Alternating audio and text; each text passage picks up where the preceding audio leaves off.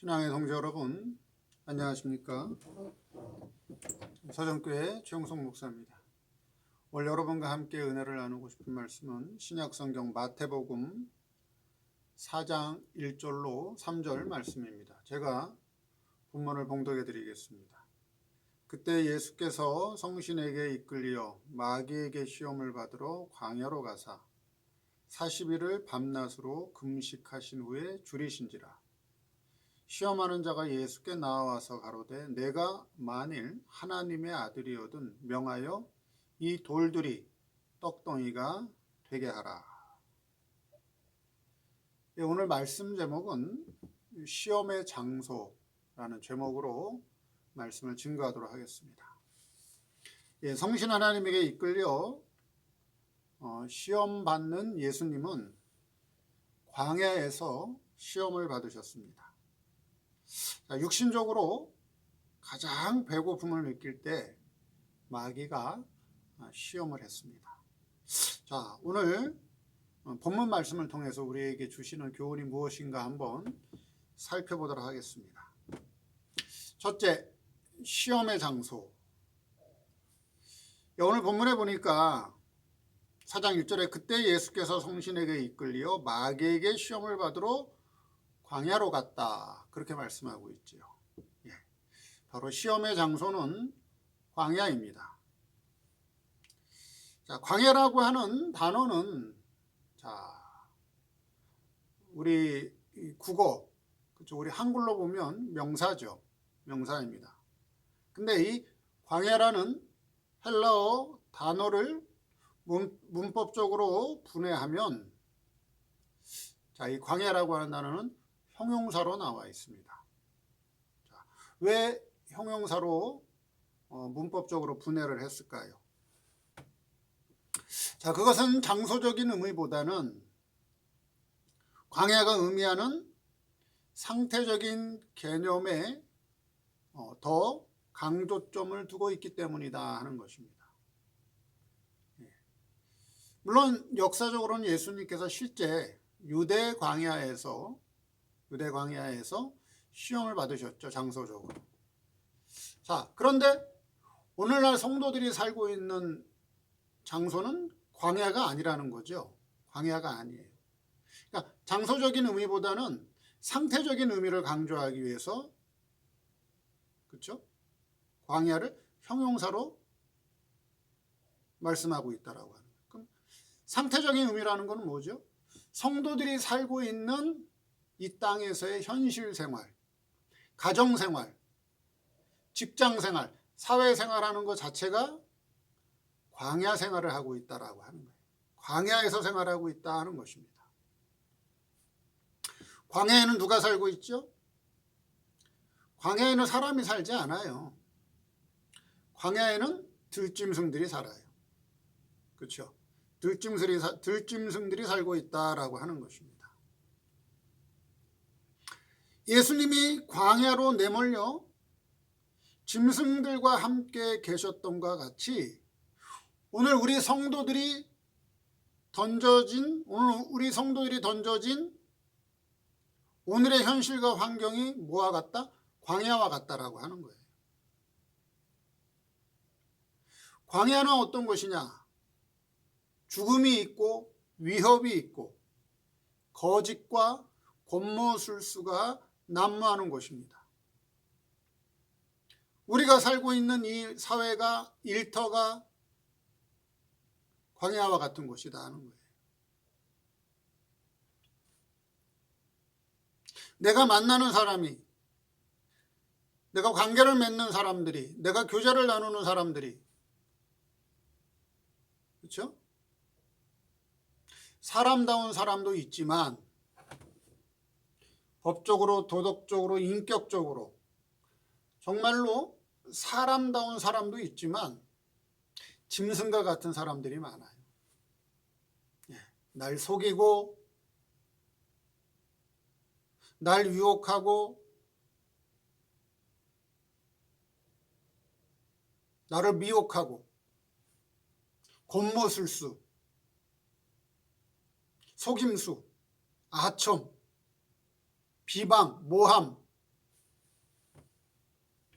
나를 상처 주고 나를 아프게 하는, 나를 넘어지게 하는 그런 존재들이 우리 주변에, 내 환경에, 내 사회에, 직장에 나를 둘러싸고 있다라고 하는 거예요.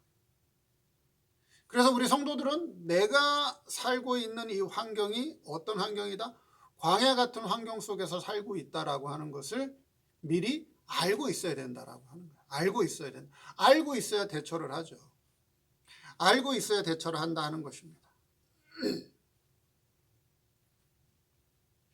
그래서 성도들이, 저와 여러분들이 살고 있는 이 세상은, 내가 살고 있는 이 환경은, 내가 일하는 이 일터는 어떤 장소다?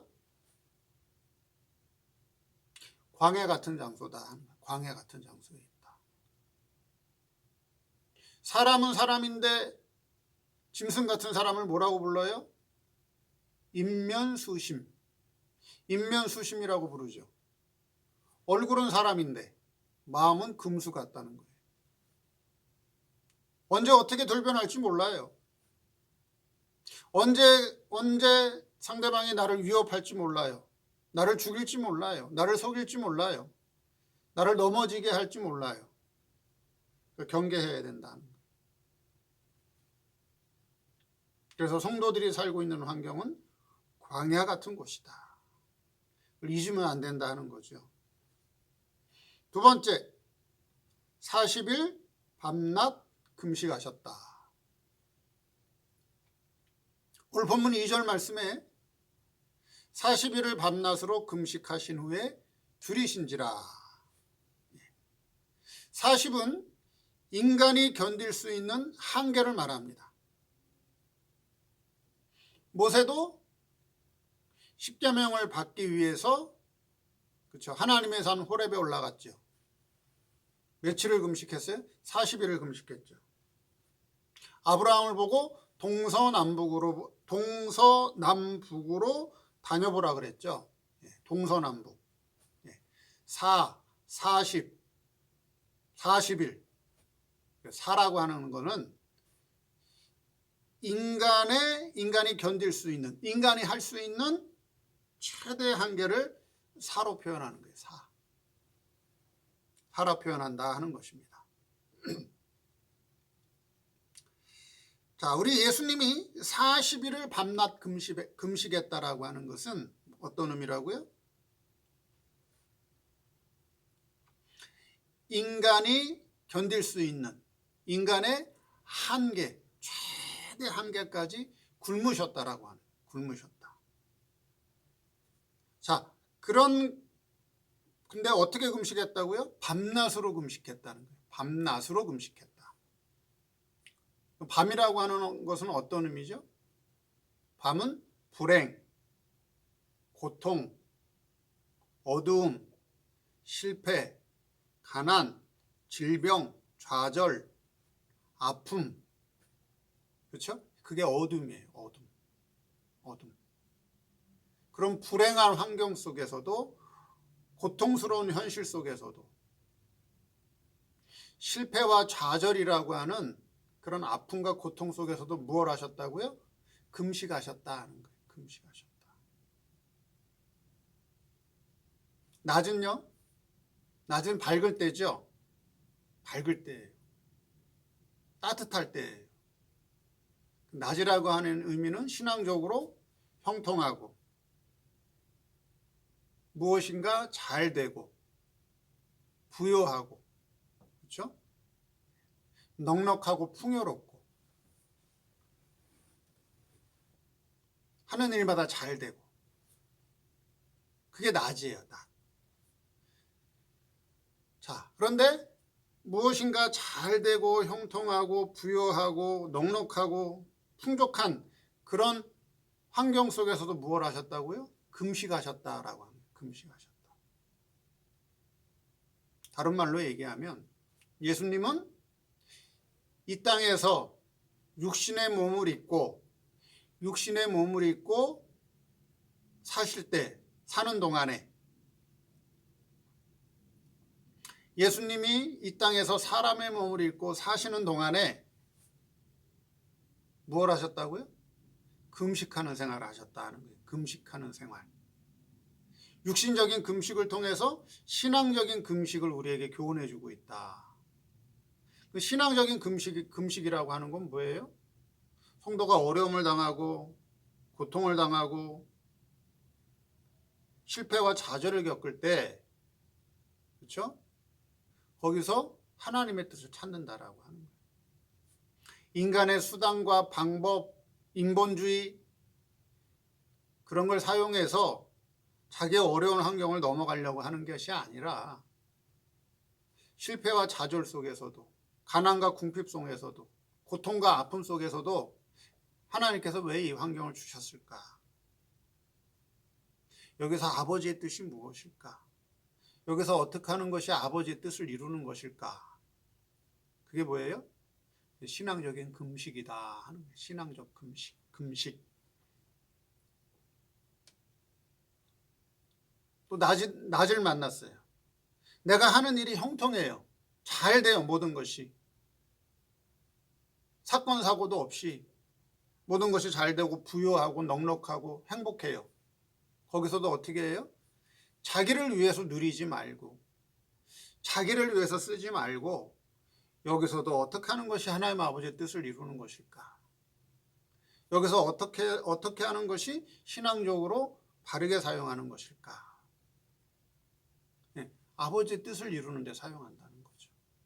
그게 신앙적인 금식이다 하는 거예요. 예를 들어서 어떤 목사님이 산에서 기도를 하다가 병 고치는 은사를 받았어요.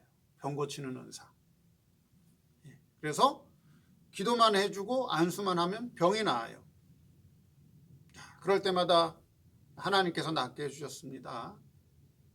이건 제 능력이 아니라 하나님의 능력입니다. 그러더니 교회가 막 부흥되기 시작해요.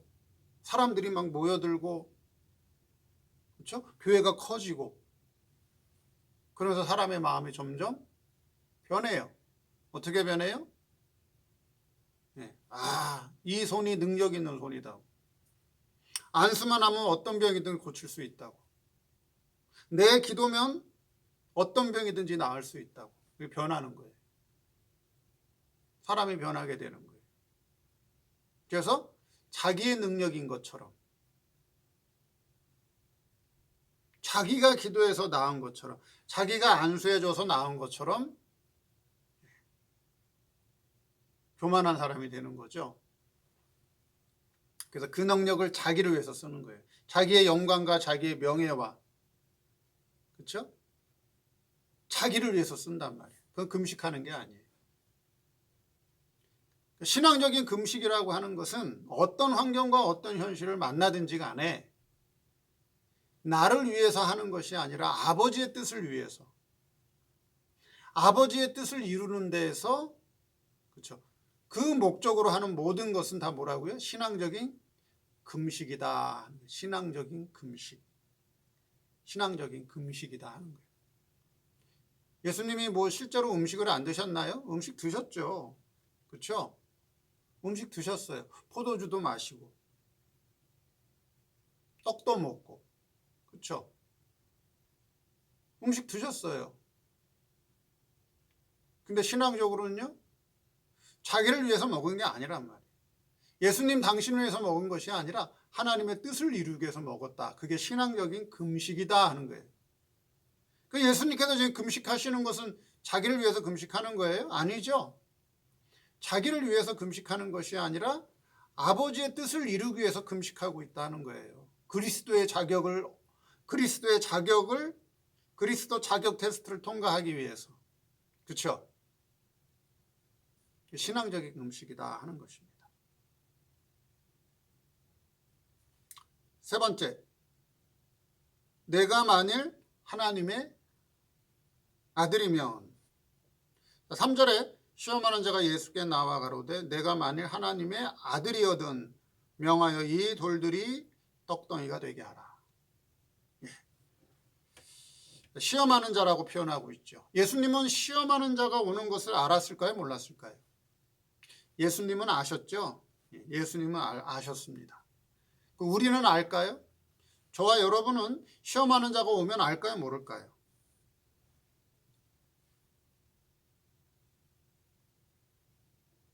저와 여러분은 시험하는 자가 오면 몰라요. 그래서 시험에 넘어집니다. 수시로 넘어지죠. 수시로 넘어집니다. 시험하는 자가 오는 걸 알아야 돼요. 그래야 넘어지지 않아요. 그래야 시험에 빠지지 않습니다. 자, 아담도 어때요? 시험하는 자가 왔는데 알아봤어요? 못 알아봤어요? 시험하는 자가 누구로 왔죠? 하와로 왔어요. 하와. 자기가 가장 사랑하고 자기가 가장 아끼는 하와가 왔어요. 하와가 시험하는 자로 왔어요. 가장 사랑하는 자로 왔기 때문에, 가장 아끼는 자로 왔기 때문에 아담은 하와 속에 있는 마귀를 보지 못했어요. 그래서 넘어진 거예요. 보지 못했기 때문에 넘어졌다라고 하는 거예요. 그렇죠? 원수로 온다면 금방 알아볼 텐데 원수의 모습으로 하고 오는 것이 아니라 가장 아름다운 모습으로, 가장 달콤한 말을 가지고 나를 위하는 것처럼, 그렇죠? 위장해서 온다는 거예요. 그래서 알아차리지 못한다라고 하는 거예요. 그리고 시험하는 자는 우리의 단점과 장점, 우리의 단점과 장점을 가지고 우리를 넘어뜨리려고 한다는 거예요. 오늘 본문에서는 어떤 걸로 넘어뜨리려고 했죠? 예수님의 장점을 가지고 예수님을 넘어뜨리려고 했죠. 어떻게? 내가 만일 하나님의 아들이거든. 예. 즉 예수님으로 하여금 우월감, 자만심을 넣어줘서 넘어뜨리려고 했어요. 즉 마귀는, 시험하는 자는 우리의 장점과 단점을 다 이용해서 우리를 넘어뜨리려고 해요. 그 중에서 가장 넘어지기 쉬운 게 뭔지 아세요? 세상에서 잘 되게 해주겠다. 세상에서 복받게 해주겠다. 세상에서 성공하게 해주겠다. 예, 그걸로 넘어뜨리는 거예요. 본문이 그걸 말씀하고 있잖아요. 내가 하나님의 아들이거든 어떻게 하라고요? 네 능력을 써라. 네 능력을 쓰면 어떻게 된다? 잘 된다. 배고픔에서도 해방되고, 그렇죠? 높은 곳에서 떨어져도 죽지 않고, 세상의 모든 부귀영화를 내게 다 주겠다. 세상에서 잘 되겠다라고 하는 걸로 우리를 넘어뜨린다라고 하는 거예요. 거기 안 넘어갈 자가 누가 있겠어요? 여러분 보고 예수 잘 믿으면 세상에서 성공합니다. 예수 열심히 믿으면 세상에서 부자 됩니다. 형통합니다. 그렇죠? 그거 듣고 싫어할 사람 있어요? 아무도 없죠. 다 좋아합니다. 그게 넘어가는 거예요. 그게 시험하는 자가 우리 성도를 시험하는 방법이에요. 시험하는 자의 방법을 알아야 넘어가지 않습니다. 오늘 본문 말씀을 통해서 시험하는 장소는 어디였느냐? 광야였다.